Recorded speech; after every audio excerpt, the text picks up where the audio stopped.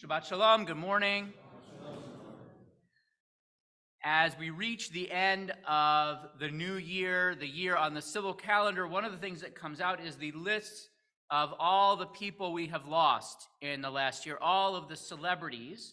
And last night I talked about a number of them. One that I did not mention is, I believe it was Tom Smothers, whose tagline was, "Mom always liked you best." And that is in some ways the lesson of the entire book of Genesis. Dad always liked you best. And this week's portion is no exception. We see that Jacob is giving his final words of blessing, of instruction, of caution to his children.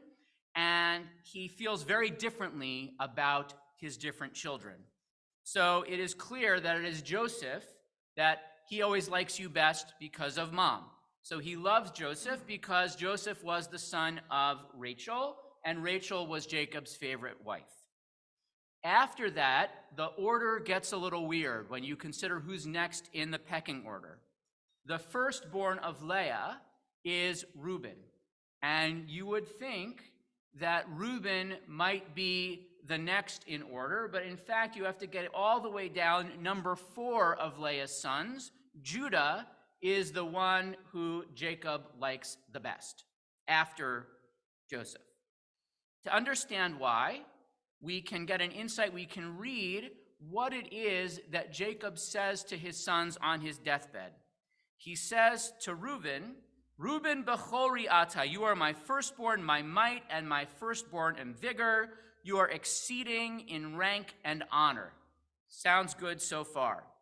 But here's where it turns. "Unstable as water, you shall excel no longer. When you mounted your father's bed, you brought disgrace." Whereas for Judah, he says, "The scepter will not depart from Judah, the ruler's staff from beneath his feet. Tribute will come to him, and the homage of all peoples will be his." So Reuben starts off well and ends up getting cursed, and Judah is the new favorite.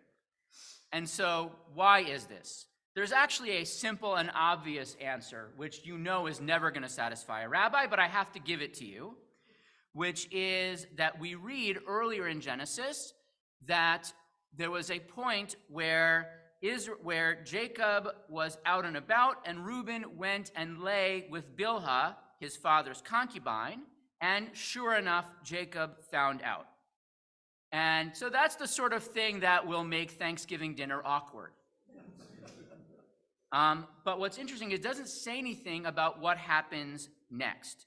And I want to note, by the way, that in the ancient world, this was actually, weirdly enough, a practice that was not only accepted, but expected. So I mentioned this morning in our Haftorah, we were reading about David is telling Solomon, "After I die, please take care of," and by take care of, you know what I mean, "the following people."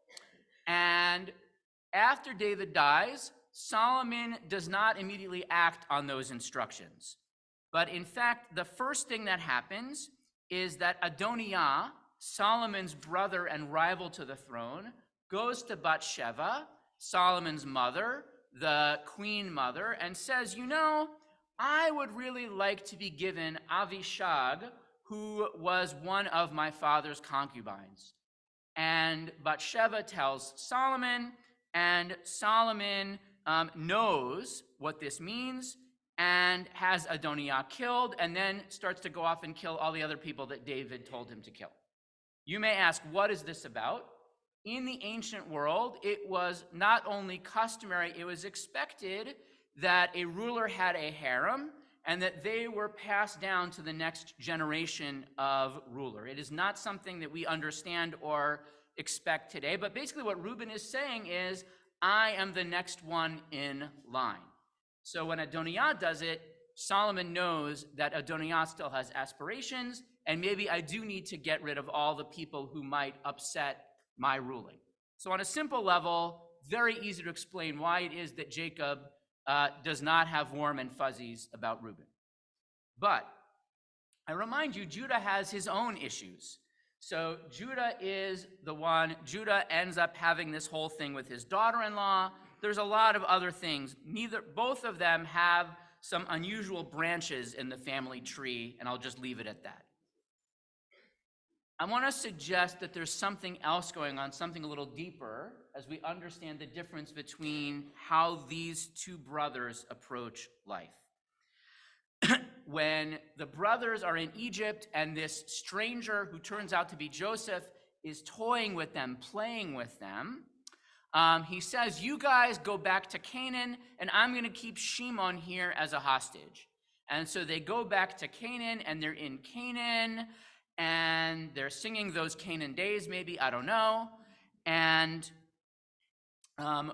it's time, they have to go back, they're hungry. And Reuben says to his father, you may kill my two sons, because Joseph has said, you know what, you can only come back if you bring me Benjamin, bring me the youngest brother.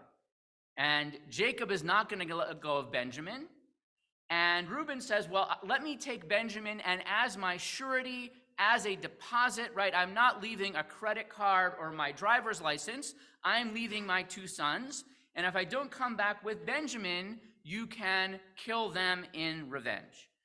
And weirdly enough, this does not work. Judah comes a few verses later and says, I will be the guarantor for him. You can hold me responsible. If I don't bring him back to you, I will stand guilty forever. So here's what I think is going on as you look at these stories, that both of them are offering to pay a high price if they don't bring Benjamin back. What both of them have in common, Reuben and Judah, both of them have a trait of leadership. So when the brothers are going to kill Joseph, Reuben is the one who says, don't kill him. Reuben saves Joseph's life, says, don't kill him, just throw him in a pit. And then Judah is the one who has the idea to sell him into slavery. Reuben comes back to the pit. Jacob is gone. Oh no, what am I going to do now?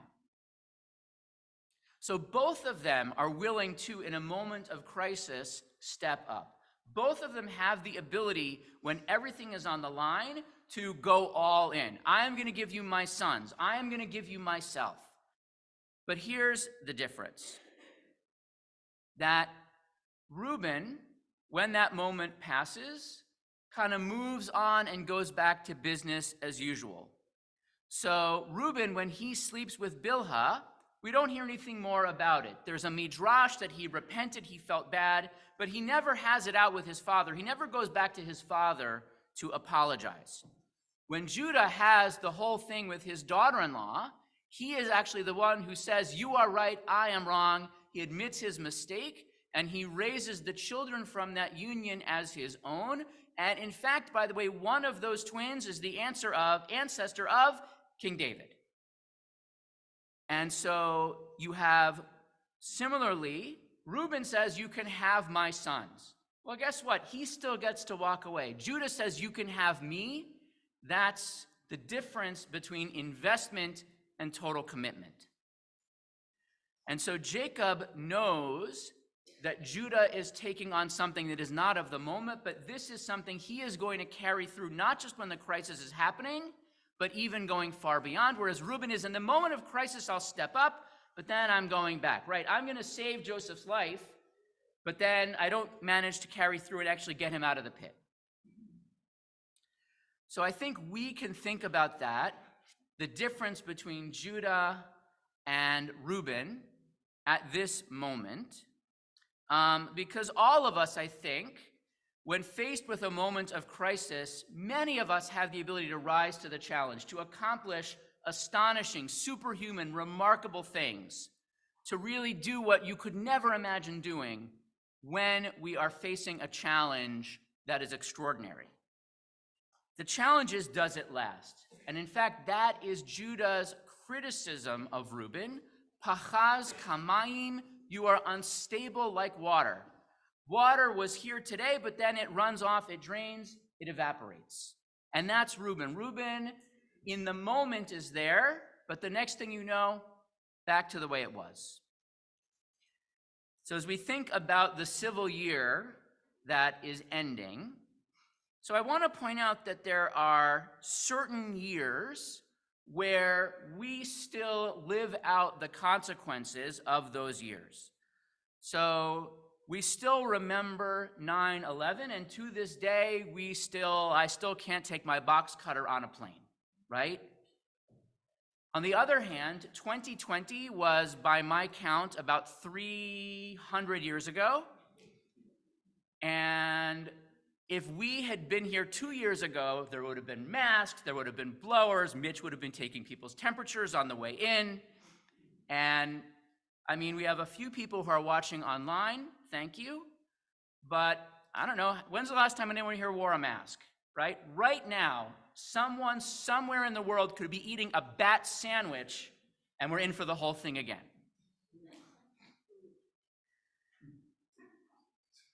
But by the way, what was the biggest crisis of 2003? How have our lives changed? What happened in 2014? I don't know, right? Now the last few years are clearer, right? So there was that year where there was a mass shooting and immediately society rose up and changed how we do things so that would never happen again. So 2023, until October 6th, the big news was Taylor Swift, Barbenheimer, there was a missing submarine. We were sure we had seen the last of George Santos, maybe. And the last few months have taken on a different tone for many of us. We have lived the last 80 some odd days in perpetual and ongoing crisis. But given the number of masks in the room today, I can assure you that no human being can live in crisis forever. At some point, crisis becomes the new normal. And so Reuben, in the moment of crisis, steps up and says, okay, that was done. Now I'm going back to the way I did things, whatever. Yes, my dad is still mad at me, but I got to live my life. I have this funny feeling that a year from now, on October 7th, there will be memorials, there will be ceremonies, and there are certainly people for whom that day will be the difference between one life and another that will never be the same. But I suspect that for many of us, even many of us who care deeply, in 2028, what are we going to be thinking about? How are we going to be living our lives differently because of what happened this year? What part of us is Judah? What part of us is the part that actually says, it's not just in a moment of crisis, but we are going to live out our commitments, even when it seems like the crisis has passed? What is the part of who we are that says, I'm going to continue to care and do and act and put myself on the line, even when everything seems normal? Now, by the way, the fun part is, we are not called the Reubenites, we're not called the Josephites, we're called the Yehudim, the people of Judah, because that is actually a Jewish trait that we actually, at least in some small way, never let go of a crisis. That when we face crisis, trouble, trauma, we use it as a drive for permanent growth. We use it as a drive. Those memories, we hold on to them and we do something with them. And so I would encourage you to take your memories of 2023, the good, the bad, the horrible, and think about, what is the Judah within you? How will you continue to live your life differently as a result of the ways that you have stepped up this year? As a result of the ways that you have changed this year, in what ways will you decide that you will not change back? Shabbat Shalom.